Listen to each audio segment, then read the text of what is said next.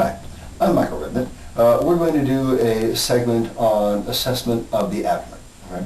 Now, the first thing you want to do is expose the abdomen without exposing the patient.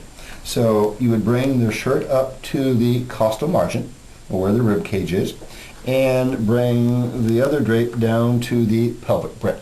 Okay? If you imagine an X going through the umbilicus, you would listen on the arms of the X, and that should allow you to hear everything going on inside. Okay? Okay. Now, you would use the stethoscope, and be sure, excuse me, be sure that you warmed it up, because if you put a cold stethoscope on someone's abdomen, they will remember you for a long time. Okay? All right. Now, to auscultate, you simply place the stethoscope and listen.